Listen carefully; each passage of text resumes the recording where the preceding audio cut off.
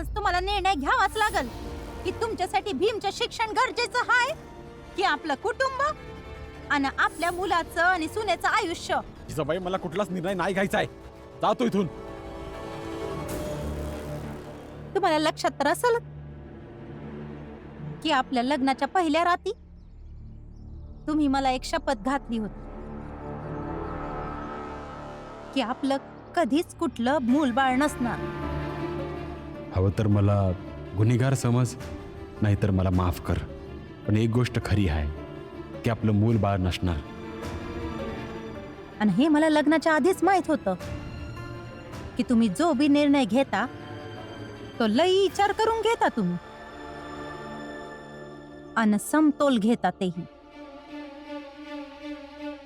तुम्हाला माझी बी शपथ आहे की आज तुम्हाला निर्णय समतोलच घ्यावा लागल. आणि ही शपथ यासाठी ज्याने तुमच्यावर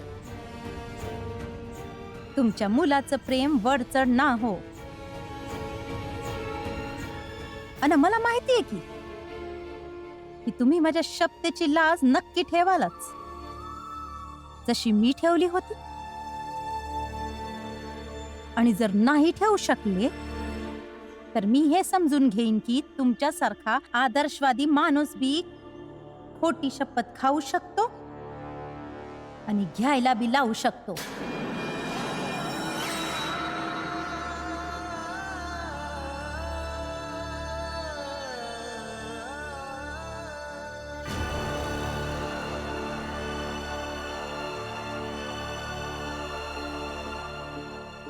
हे बघ जिजाबाई, नदी आपला मार्ग शोधून काढते आणि भीम एका नदीवाणी आहे. मग तू भ्रमात का आहेस? जर आपण त्याची मदत नाही केली तर तो शिकणार नाही. आणि तसं बी काही दिवसापासून त्याच्या शिक्षणात आपण कुठे मदत करू शकलोय, म्हणून तर तो 1 वर्ष मागे राहिला. तर राहू द्या ना, नदीला नदीवाणी. आणि तुम्हाला काय माहिती की ज्याला तुम्ही नदी समजत आहात तो नदी नसेल. आणि जर नदीला कोणाच्या आधाराची गरज नाही पडत मग का द्यायचंय तुम्हाला भीमला आधार? सोडा ना त्याला एकट्याला. त्याला सिद्ध करू द्या की तो खरंच नदी आहे जसं तुम्ही मानता. सोडा त्या भीमची साथ. जिजाबाई, असं नको बोलूस. बाप आहे मी त्याचा. त्याची साथ कशी काय सोडू शकतो मी? माझ्यासाठी पाप आहे हे. आणि भीमसाठी कुटुंबाला अडचणीत ढकलणं हे पाप नाहीये तुमच्यासाठी? हा, जर तुमच्या नशिबाच्या तराजूच्या दोन्ही पारड्यात पापच करणं लिहिलं आहे तर असं पाप करणं निवडा ज्याच्यानी तुम्ही कमी दोषी ठराल. विचार करा जरा. जितक्या प्रकाराने विचार करायचा आहे तेवढ्या प्रकाराने करा. जितक्या वेळा विचार करायचा आहे तेवढा वेळा करा. आणि बाहेर येऊन तुमचा निर्णय ऐकवा. बाहेर वाट पाहतीये मी तुमची.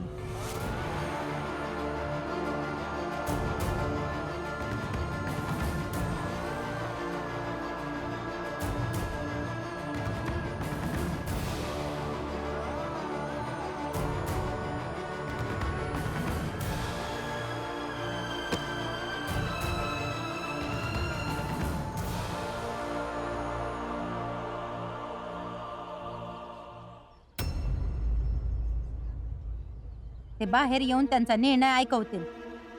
आणि जर ते नाही आले बाहेर तर मी परत आत जाईन आणि त्यांना घेऊन येईन बाहेर.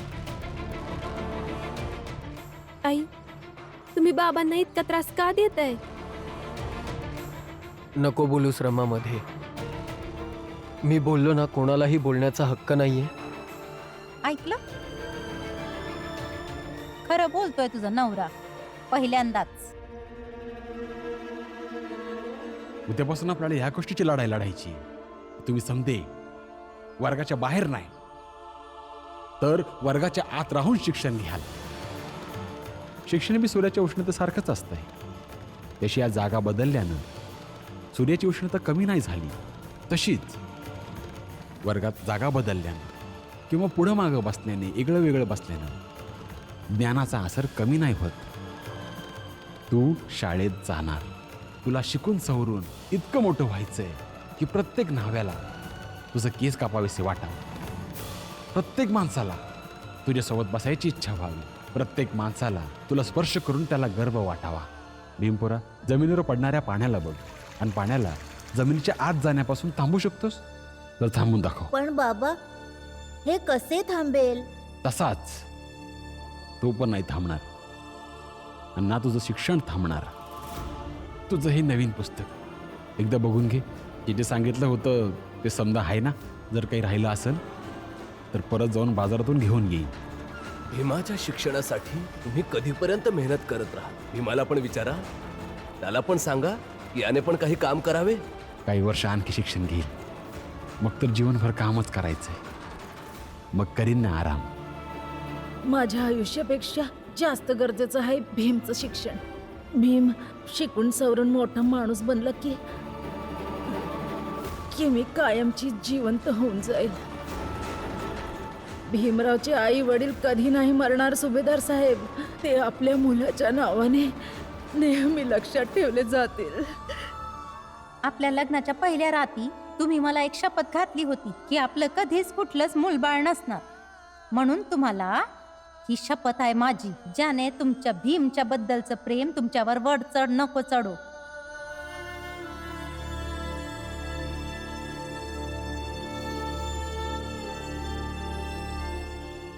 अरे रामजी, इतका काय विचार करतोस? अरे लवकर बाहेर ये, मी पण तुझ्या या निर्णयाची वाट बघतोय. होय रामजी, लवकर बाहेर या. आम्ही सगळेजण तुमच्या निर्णयाची वाट बघतोय. हो रामजी भाऊ, बाहेर या. आपल्या पत्नीच्या या जिजाबाईच्या अपेक्षेवर पाणी फिरवून टाका. रामजी भाऊ, आम्ही सगळे तुमच्या सोबत आहोत. घराच्या बाहेर या आणि तुमचा निर्णय ऐकवा.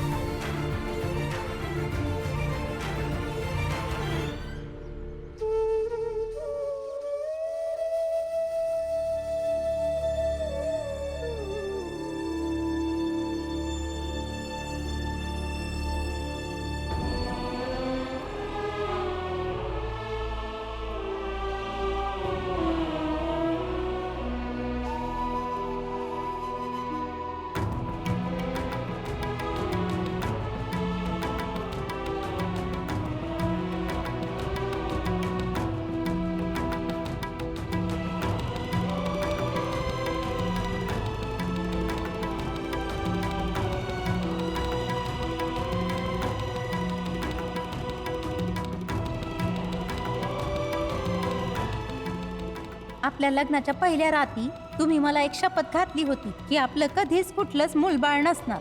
म्हणून तुम्हाला ही शपथ आहे माझी, ज्याने तुमच्या भीमच्या बद्दलचं प्रेम तुमच्यावर वड चढ नको चढो. भीम, यापुढं तुला तुझ्या शिक्षणाची जबाबदारी स्वतः उचलावी लागल.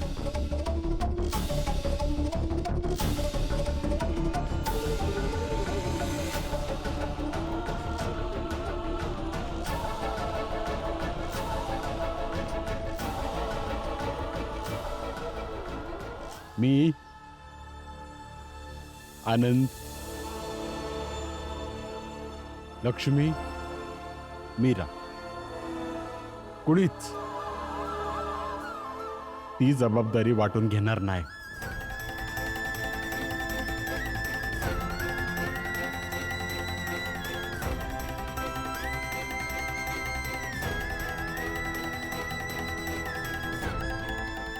नाही वाटून घेणार काय? वाटून घेण्याचे लायकच नाहीयेत. आम्ही नाही वाटू शकत.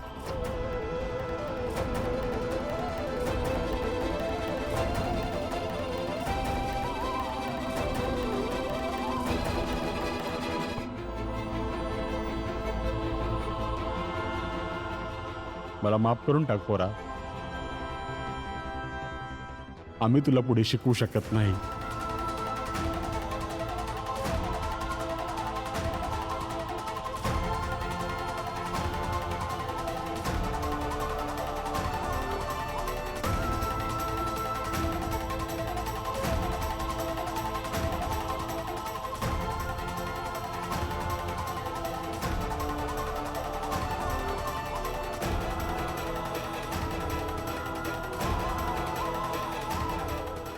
वाह रामजी वाह, हा खरा निर्णय.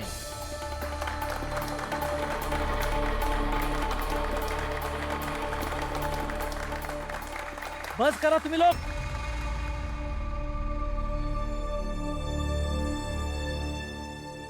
तुम्हाला काय वाटतं, अशा टाळ्या वाजवून समर्थन करण्याने बाबांनी घेतलेला निर्णय योग्य होणार आहे? बाबा, तुम्ही बोलताय काय हे? का समजलं नाही तुला? इतक्या स्पष्ट मराठीत तर सांगितलं त्यांनी. मराठी समद्यांनाच कळते ते. रामजीला हे कळत नाही आहे, पण रामजीला कळत नाही आहे की तो असं का रामजी. बोलतोय. तुम्ही भावनेच्या भरात निर्णय घेऊ नका. भीमाच्या भविष्याचा प्रश्न आहे. हो रामजी, कुठली समस्या असेल तर सगळे मिळून समस्येला सोडवून घेऊयात. दादा, या बाईच्या बोलण्यात कधी नको येऊस. या बाईला पहिलेपासून हेच हवंय की भीम कधीच पुढे नको जायला. का तुमचा भाऊ बाळ आहे का? त्यांना काही समजत नाही? कळत तर हे नाही आई की बाबासारखे वडील भीम भाऊ सारख्या मुलाला शिक्षणाला नकार कसा देऊ शकतात? ते समजा नंतर समजावून सांगतो. पण मी फक्त भीमला निर्णय ऐकवायला आलो होतो. आतापासून मी आणि माझं कुटुंब तुझ्या पुढच्या शिक्षणासाठी कुठलीच मदत नाही करणार.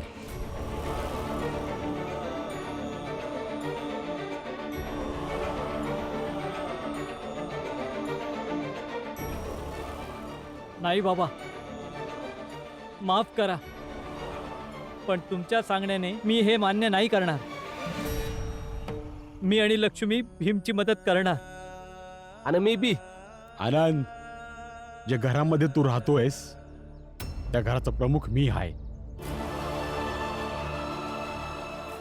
मी निर्णय घेणार आणि माझा निर्णय अंतिम निर्णय असेल.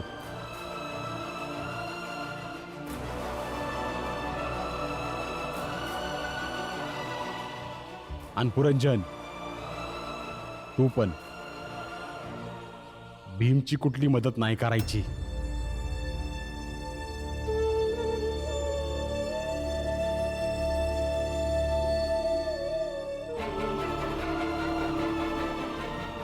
थांब इथे, नको जाऊस.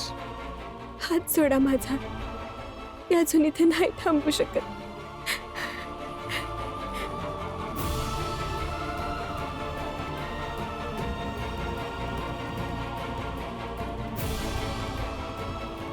हा माझा निर्णय आहे आणि अंतिम निर्णय आहे. सगळ्यांना मानावंच लागल.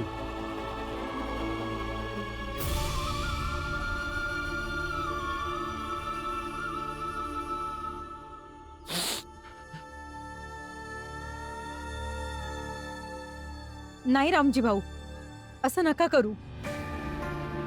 भीम आश्वासक आहे, त्याला तुमच्या मदतीची गरज आहे. आणि मग ती किती पण असो, पण असं नका बोलू की मदत नाही करणार तुम्ही. तुटून जाईल तो भीम, कमकुवत होईल तो. सगळ्यात आधी तर तुम्हीच आहात ज्यांनी भीमला एवढं मजबूत बनवलं आहे.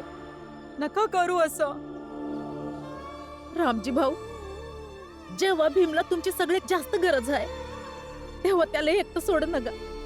हे बरोबर नाहीये. आम्ही तर हेच सांगू की तुम्ही तुमच्या निर्णयावरती एकदा विचार नक्की करा. होय बाबा, जर भीमभाऊची साथ देण्यासाठी परत वाटण्या कराव्या लागल्या तर आम्ही दोघं तयार आहोत.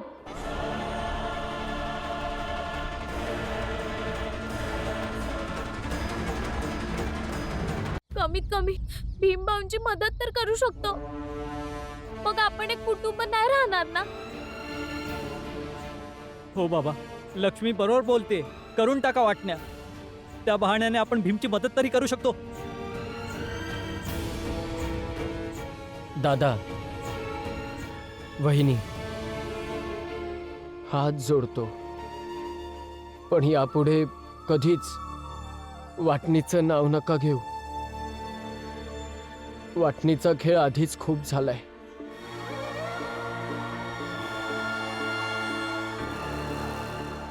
आजी, फुलिया काकू, बाबांवर कुठल्या गोष्टीसाठी सक्ती करण्याची गरज नाहीये. त्यांना निर्णय घ्यायचा होता, तो त्यांनी घेतलाय.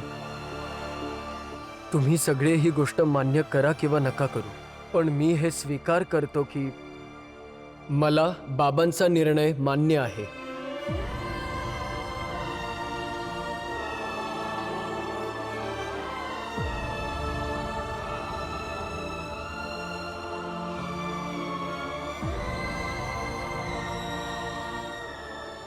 आणि बाबा, कोणाच्याही सांगण्यावरून तुम्हाला तुमचा निर्णय बदलण्याची गरज नाहीये.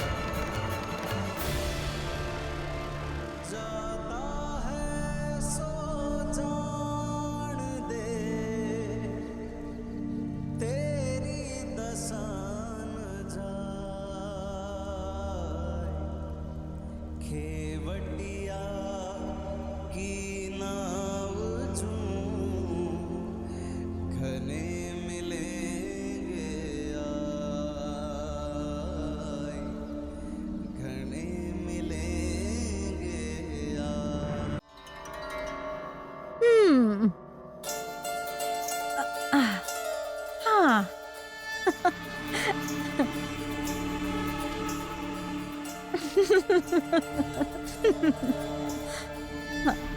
शेवटी यशस्वी झालीच मी. यासाठी तर माझं कौतुक व्हायलाच पाहिजे. वा जिजाबाई, अभिनंदन. हा, अभिनंदन. जिजाबाई, ताई, जर तुम्हाला माझं कौतुक करायचं असेल तर तुम्ही करू शकता, आणि जर नाही तर तुम्ही जाऊ शकता. आज माझं मन नाहीये काय बी ऐकायचं, समजायचं, समजवायचं. जिजाबाई, का करतेस हे समज? काय मिळतं तुला हे समज करून? भीमशी एवढी दुश्मनी का? ताई, सांगितलं ना मी, मला काही नाही ऐकायचं तुमचं. आ, आ, आ, आ. जिजाबाई, हात जोडते मी. हात जोडून तुझ्याकडून काहीतरी मागते. आजपर्यंत मी कधीच काही नाही मागितलं, आणि ना तू मला कधीही काही दिलं. शेवटची आहे. मी मी मी वचन देते, जोपर्यंत जिवंत आहे मी काय नाही मागणार. फक्त एकदा भीमच्या शिक्षणासाठी हो म्हण जिजाबाई. एकदा भीमच्या शिक्षणासाठी हो म्हण.